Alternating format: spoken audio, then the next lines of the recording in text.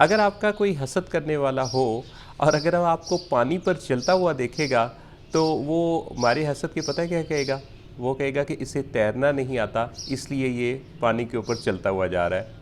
अस्सलाम वालेकुम, मेरा नाम मोहसिन नवाज़ है और मैं आज आपसे बात करूंगा इस बारे में कि हम सब लोगों में हर वो शख्स जो कि ज़िंदगी में कामयाबी की मंजिलें तय कर रहा होता है, समाजी मर्तबा जिसका बढ़ रहा होता है, उसके कुछ ना कुछ हसद करने वाले ज़रूर होते हैं।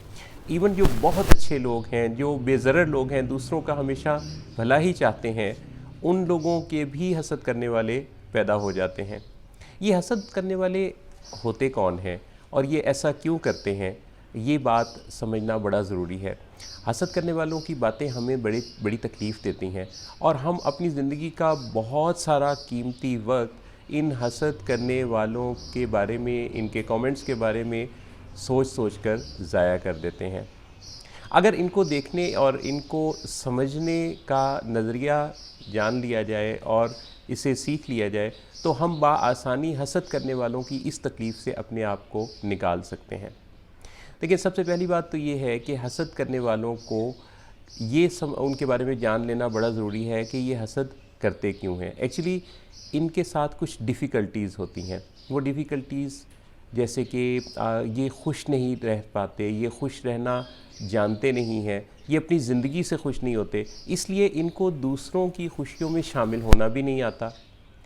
इनके ज़िंदगी में कई ऐसी नाकामियाँ और कई ऐसी रीज़न्स होती हैं जिनकी वजह से इन्होंने खुश रहना नहीं सीखा होता। मनफी रवैये इनके डेवलप हो जाते हैं, फैमिली एनवायरनमेंट, अपब्रिंगिंग और बहुत सारे और ऐसी सिचुएशंस इनकी ज़िंदगी में आती हैं जिनकी बिना पर इनको लोगों के हवाले से पॉजिटिव व्यू रखना ही नहीं आता। ये अपनी एनर्जी को बहुत नेगेटिव साइड पर इस्तेमाल करने के आदी हो जाते हैं। इनकी प्रोग्रामिंग हो जाती है ब्रेन की कि इन्होंने नेगेटिव साइड पर ही रहना होता है।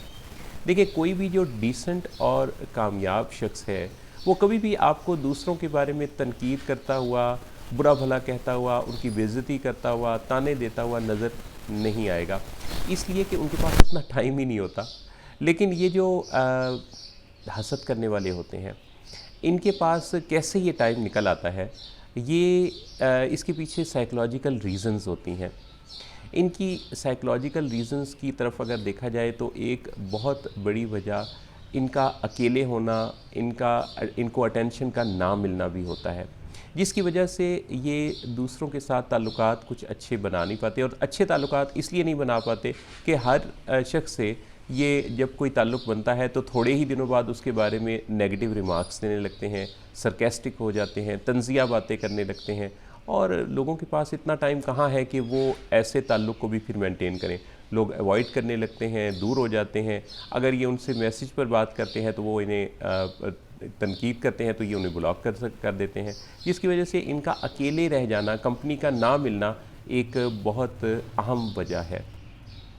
अच्छा, इन हसद करने वालों के अंदर बहुत सारे वो लोग होते हैं जो अनडायग्नोज्ड पेशेंट्स होते हैं। याद रखिए कि दुनिया भर में ऐसे अफराद की तादाद ख़ासी ज़्यादा है जिनका कोई ना कोई साइकोलॉजिकल प्रॉब्लम है, लेकिन उन्होंने अपने आप को अकेला कर लिया है, ताल्लुकात उनके ख़राब हैं, उनके घर वाले इतने वेल एजुकेटेड नहीं हैं, समझदार नहीं हैं, या उनसे इतने तंग हैं कि कभी इस बारे में उन्होंने सोचा ही नहीं होता कि इन लोगों को भी कोई साइकोलॉजिकल प्रॉब्लम है और इनको किसी काउंसलिंग या हेल्प की ज़रूरत है।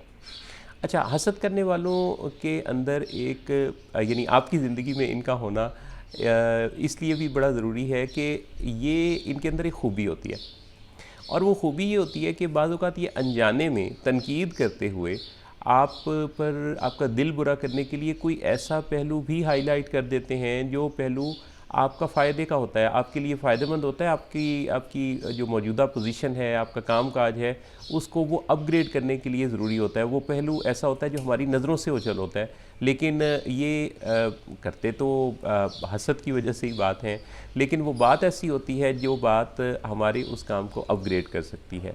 लिहाजा इनकी की हुई ऐसी तनकीद या बुरी बातों को अगर हम उसका एक एनालिटिकल जायज़ा लें तो उसमें से हमें कुछ ना कुछ, कभी ना कभी कोई ना कोई ऐसा पॉइंट भी मिल जाता है जो हमारे काम को बेहतर बनाने का ज़रिया होता है।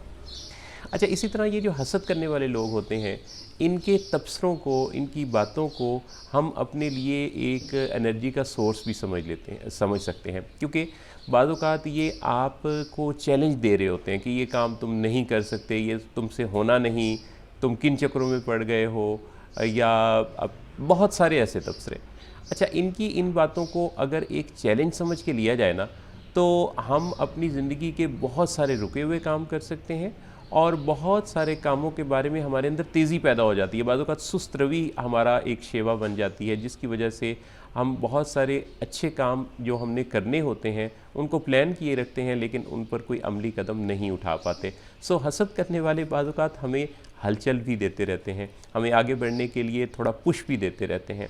सो ये इनका हमारी ज़िंदगी में मौजूद होना एक फ़ायदा भी हमें देता है। ओवरऑल अगर हम देखें तो ये हसद करने वाले लोग चूँकि कोई हेल्दी पर्सन्स नहीं होते और इनका अपनी ज़िंदगी में कोई कामयाबियों का या कोई इत्मीनान का ट्रैक रिकॉर्ड नहीं होता, सो इनकी तरफ से आने वाले रिमार्क्स को बहुत ज़्यादा सीरियस लेने की ज़रूरत नहीं होती। ना उन पे ख़ुद तकलीफ़ में जाने की ज़रूरत होती है, ना उनको सोचने की ज़रूरत होती है ज़्यादा। बस इनकी बातें सुन के इन पर हम तरस खा सकते हैं, हमदर्दी का इज़हार कर सकते हैं, इनके लिए दुआ कर सकते हैं कि अल्लाह इन्हें इतनी समझ बूझ दे कि ये दूसरों के लिए पॉजिटिव हो जाएं। तो ये चंद एक बातें थीं जो कि मुझे उम्मीद है कि आप अपने इर्द गिर्द जब नज़र डालेंगे तो अगर ऐसे कुछ लोग पाएंगे तो उनको देखने की आपकी नज़र तब्दील करेंगी, जिसके नतीजा में आप उनके बारे में, उनके रवैयों के बारे में सोचते रहने की बजाय एक मुतमईन और अच्छी सोचों के हामिल इंसान बन जाएंगे इंशाअल्लाह। अल्लाह ताला आपको हमेशा बेहतरीन सलाहियतों का हामिल रखे, बहुत अच्छी ज़िंदगी दे और आपके तमाम रिश्तों को हर तरह के हासिदीन से और हर तरह की रुकावटों पैदा करने वाले लोगों से महफूज रखे और आप दुनिया में हर तरफ पॉजिटिविटी फैलाते चले जाएं। अल्लाह आप सबका हामी और नासिर हो।